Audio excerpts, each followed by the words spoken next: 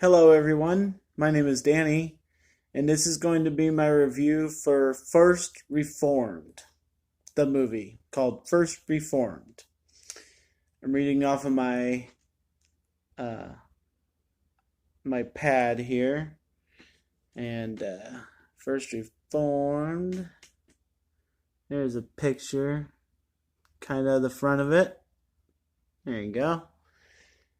This is a 2018 movie. I just went to, I would say, a more artistic kind of movie theater in my area. I really have only ever gone there to see opera from the Met. They show it through a live stream, and people are able to pay $30 and sit there and watch the opera that's happening in Florida. So they have different movies, and I've never really gone there to see one because they just look so weird. I'd say the one that I've actually seen in the last year or so that I know was there was the one about Jackie Kennedy, and so I actually like that movie, and but they get different ones around. So um, I felt like going to see something, and I saw that they had sort of a Christian movie here. So First Reformed, the pastor of a small church in upstate New York spirals out of control after a soul shaking encounter with an unstable environmental activist and his pregnant wife in this taut, chilling thriller. This is a 2018 movie. I just saw it in theater, obviously. It is rated R, and it runs a little under 2 hours. This has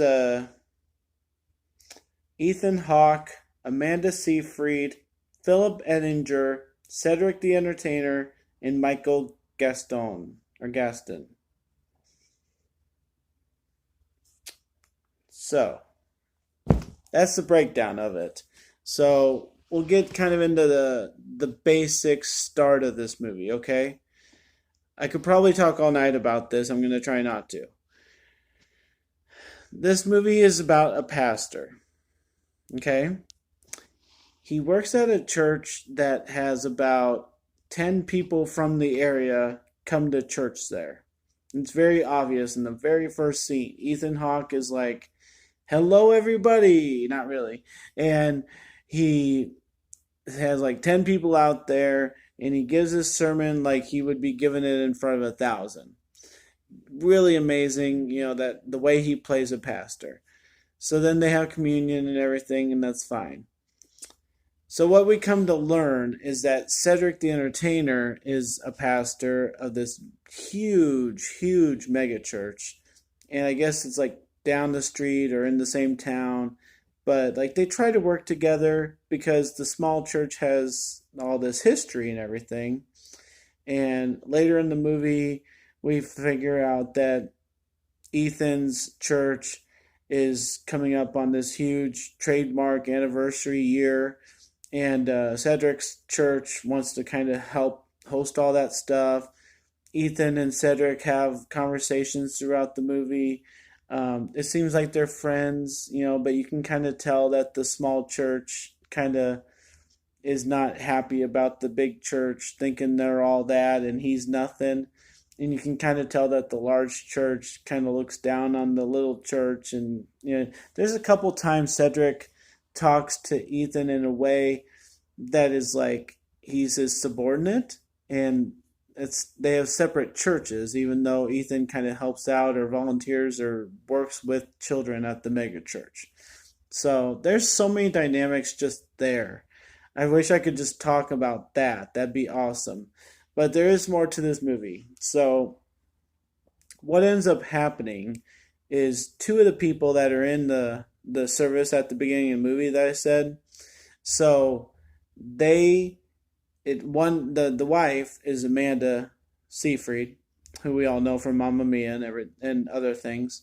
But she and her husband kind of come up with this thing that he is, kind of not wanting Amanda to have this baby that they're expecting with. And so Ethan goes to talk to the husband of Amanda, and the movie just goes out of control from there. That's when it turns into this taut, chilling thriller.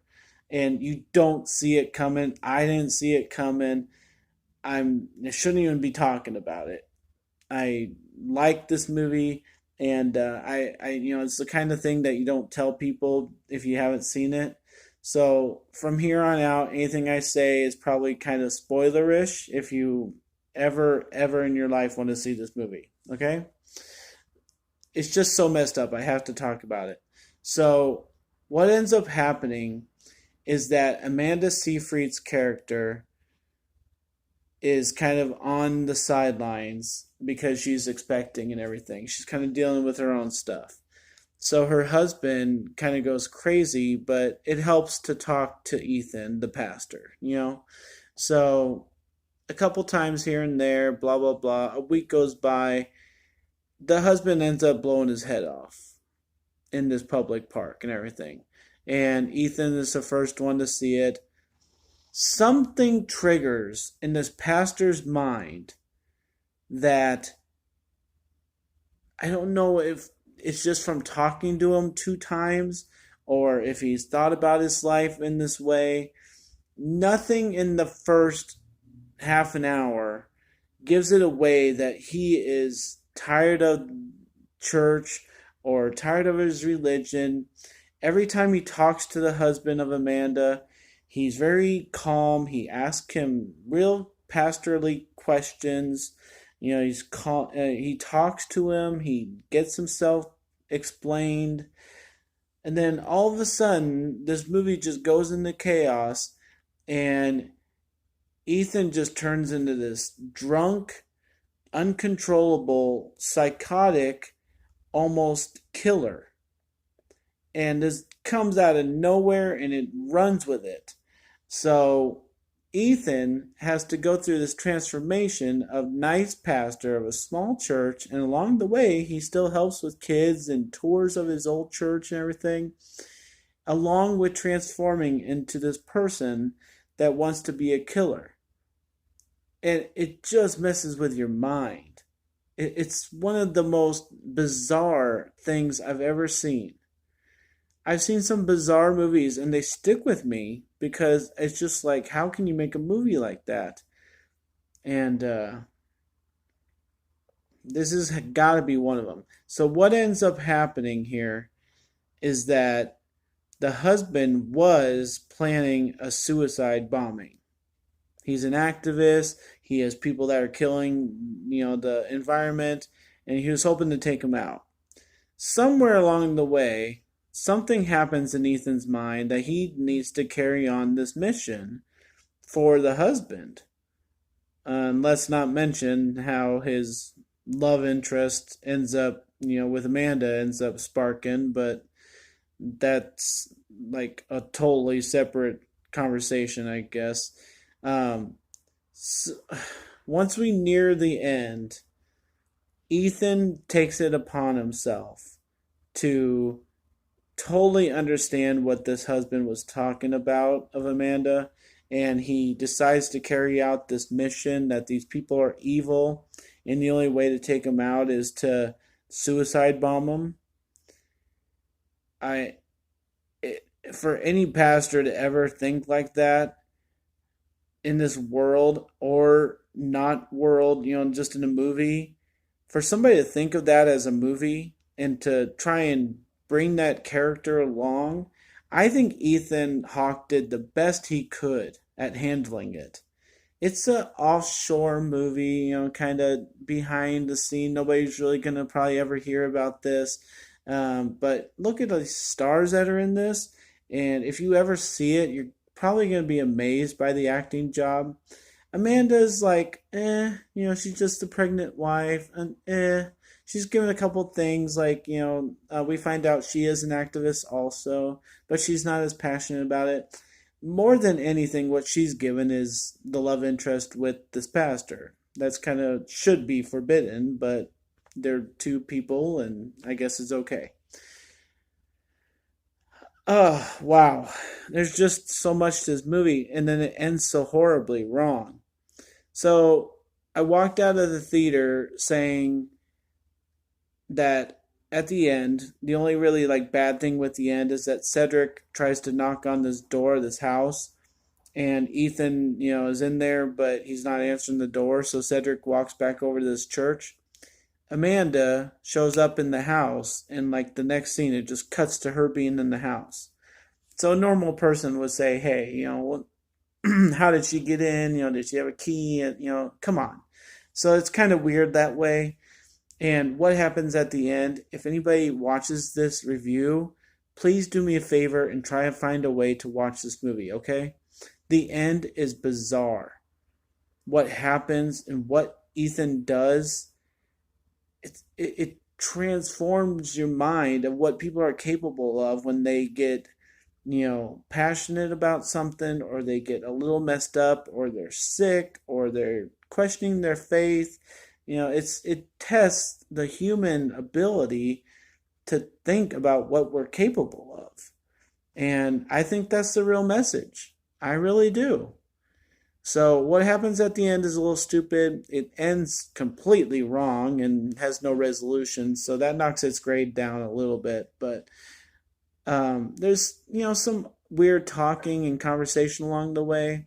There's a couple characters that are pretty useless, but they don't really add anything. But they're vital to keeping the story moving and having somebody else to ask a question or do something along the way. So the husband and Amanda and everybody are great, and I did not know what I was walking into, and I really liked it. I enjoyed the Christian aspect of the first hour, and then the bizarreness of the last half hour just kind of was like, oh, you want to go that way? Okay. All right. Well, I kind of understand, but I would have done it another way. And, they never, there's supposed to be this commemoration service that I talked to you about at the beginning of this, and that never really happens. I would have appreciated seeing that, even though Ethan was going through what he was going through.